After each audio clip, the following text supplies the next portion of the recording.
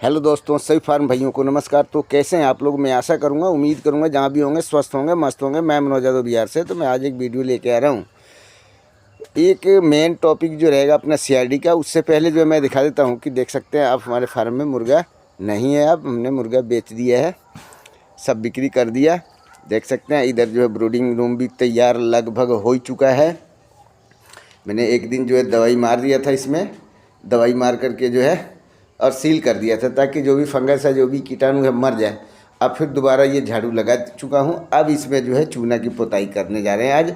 और अब चूना की पुताई नीचे करना है। ऊपर देख सकते हैं आप दीवारों में हमने मार दिया है, दीवारों में चूना लग चुका है। नीचे भी चूना की पुताई करना होगा हमें।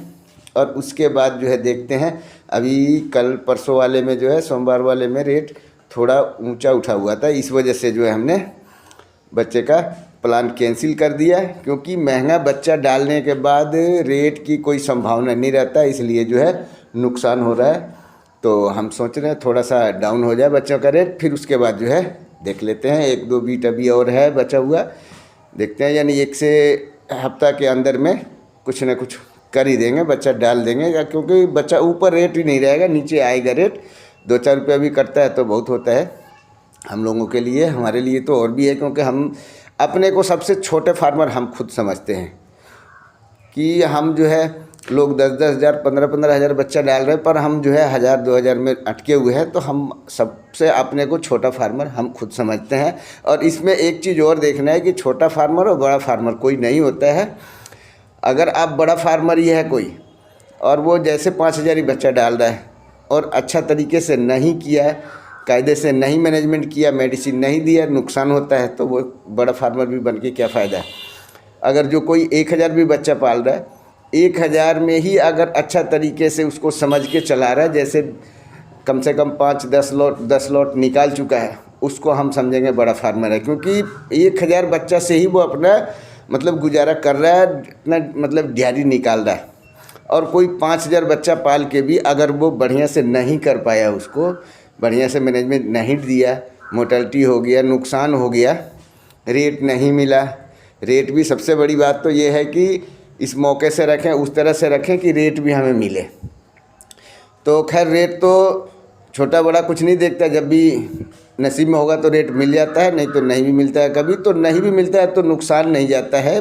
मतलब यह है कि कमाई नुकसान जाता है, पूंजी नुकसान नहीं जाता है। अगर बढ़िया कायदे से मैनेजमेंट मेडिसिन नहीं किए तो जो है उसमें हमारा नुकसान जाता है। तो 5000 का ही पोल्ट्री फार्म करके जो है हम नुकसान में है। अगर 1000 वाला ही अगर अच्छा से कर लिया, अपना दिहाड़ी निकाल रहा है, तो ये समझ लीजिए कि वो 5000 वाला भी उतना दिहाड़ी नहीं निकाल पाएगा जितना 1000 वाला निकाल लिया। इसलिए हम छोटा बड़ा कुछ नहीं समझते। हम तो ये समझते हैं कि जो भी रखता है 500 रखे, 1000 रखे, अगर वो कायदे से बढ़िया तरीके से अपना पोल्ट्री चला रहा है और नुकसान नहीं हो रहा है अगले का, तो समझ लीजिए वो भी बड़ा है। तो हम इसमें छोटा बड़ा कुछ नहीं जानते, लेकिन ये है कि हम अपने से सबसे छोटे समझते हैं। और जो मेडिसिन है हमारे पास और हम जानते हैं, उतना कायदे से कर लेते हैं, ताकि हमारा सब कुछ ठीक रहता है।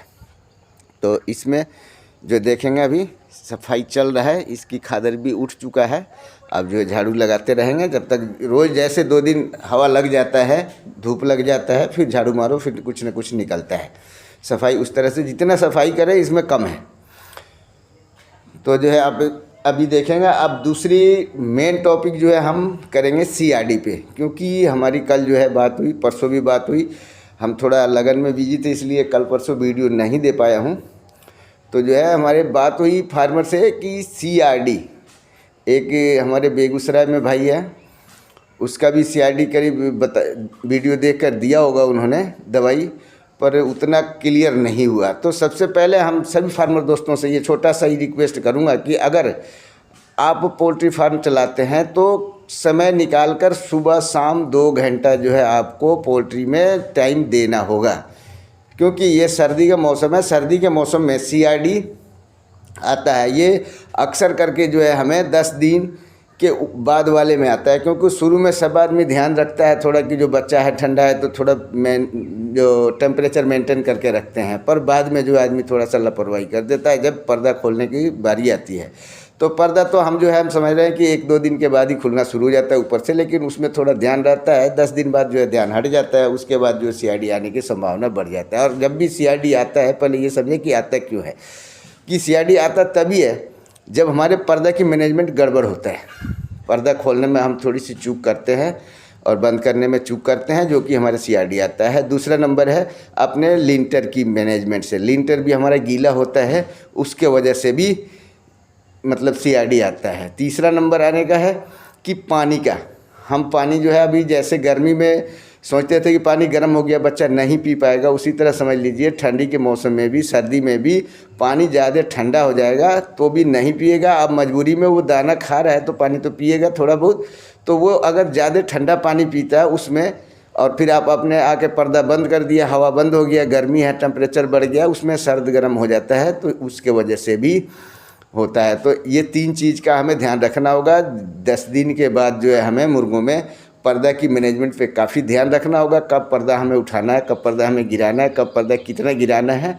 दूसरे नंबर लिंटर की हमें ध्यान रखना होगा कि लिंटर भी हमारी सही होना चाहिए, लिंटर सूखा रहना चाहिए। गीला लिंटर है तो उस पर चूना मारिए, भूसी मारिए, कि ज़्यादा होता है उस उतना दूर का जो है भूसी उठाकर बाहर निकाल दीजिए, दूसरा भूसी डाल दीजिए, नहीं तो CID पक्का होना है। तीसरा नंबर हमें पानी पर ध्यान रखना होगा, पानी हमें जल्दी जल्दी बदलते रहें ताकि मुर्गा जो है ज़्यादा देर का ठंडा पानी ना पिए। ज़्यादा ठंडा पानी पिएगा तो भी CID होता है।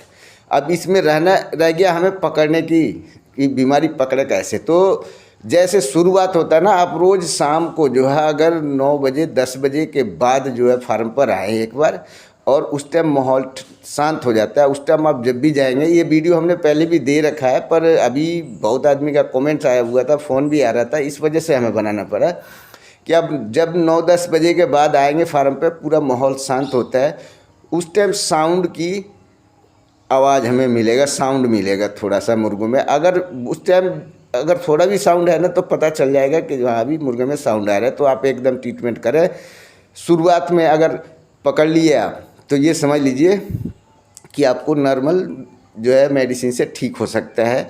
आप उसमें अगर कोई आपके पास स्प्रे करने वाली दवाई हो, वो स्प्रे कर दीजिए और गुड़ और हल्दी को जो है उबाल कर दे दीजिए, उस पर रुक जाता है। अगर आप उस पर नहीं ध्यान दिए, जैसे 2 दिन 3 दिन हो गया बच्चों में, जैसे 5-7% जो है बच्चों में अगर हो गया, तो आपको जो है एंटीबायोटिक लगाना होगा। अब एंटीबायोटिक में जो भी आपके पास है वो एंटीबायोटिक लगा दें। अगर उससे भी बढ़ता है, नहीं हुआ, तो आप जो है कफ सिरप भी लगा देंगे। कफ सिरप में सबसे बढ़िया तो अभी बहुत सारा आ रहा है, अब बढ़िया कौन सा का, सब बढ़िया ही है। एनोमोनियन के नाम से आता है, एंड्रोसिन भी आ जाता है, उसमें एंटीबायोटिक भी होता है, वो भी दे सकते हैं आप। मतलब हम ये नहीं कहेंगे कि यही दवाई दो। सबसे पहले बात तो ये है कि हम बताने के कुछ भी बता सकते हैं, वो आपके पास अवेलेबल ना हो। और सबसे बड़ा डॉक्टर जो है फार्मर ही होता है, क्योंकि फार्मर अपने हिसाब से दवाई दें। हर आदमी, हम बता रहे हैं कुछ ठीक है, वो आपके पास जो मिलता है आप वो दवाई दे सकते हैं। ये नहीं कि जो हम इसका नाम रख दिए, नहीं मिल रहा तो दूसरा दवाई दे ही नहीं सकते इसको। तो जो है अपना जो है सबसे बड़ा जो है मैनेजमेंट जो करता है फार्मर, वही डॉक्टर है। और कोई भी आएगा तो उसी से ही पूछेगा, मुर्गा से नहीं पूछेगा। मुर्गा नहीं बोलता, जो बताएगा हमें ये चीज़ हो रहा है, वो चीज़ हो रहा है, आप देख रहे हैं उसको, आप बताएंगे, वो देख कर, वो थोड़ा देर रुक के देख कर पहचान कर बताएगा। तो आप हर समय अगर हैं तो आप सबसे बड़ा डॉक्टर तो आप ही कहलाएंगे ना, कि जो आप उसको देख रहे हैं कि क्या हो रहा है, आप अपने हिसाब से दवाई दें। उसके बाद अगर नहीं होता है तो आप कफ सिरप लगा दें। उससे भी नहीं होता है तो फिर आप समझ लिए क्या इंजेक्शन वगैरह लगाना पड़ेगा, फिर नुकसान तो है ही है। इसलिए CID की जो है सबसे पहले जितना जल्दी पहचान कर लें उसमें वही फ़ायदा रहेगा।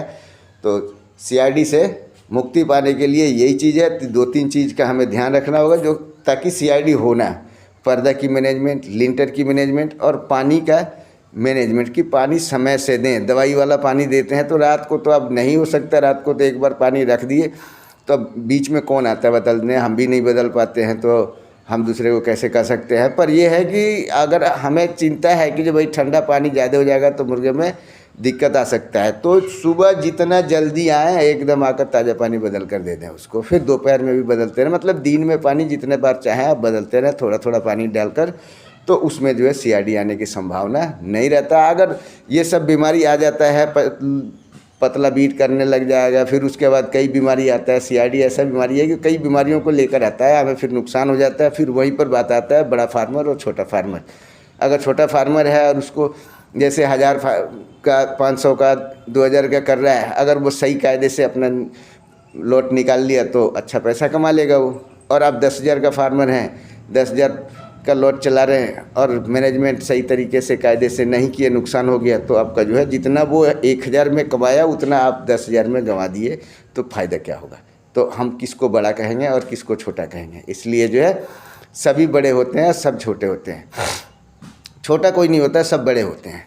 हम तो समझते हैं बाकी सब बड़े होते हैं, पर यह है कि कायदे से जो करे वही बड़ा कहा जाएगा और 2 पैसा कमा ले वही बड़ा कहलाएगा। इसलिए इस तरह से बचें हम CRD से, क्योंकि सर्दी के मौसम में अक्सर बीमारी यही सब आता है। तो मैं आशा और उम्मीद करूंगा इस वीडियो से संतुष्ट होंगे। अगर ये वीडियो आपको अच्छा लग रहा हो, ये लगे कि हाँ वीडियो काम का है, तो आप पूरा वीडियो देखें, वीडियो को पूरा समझें।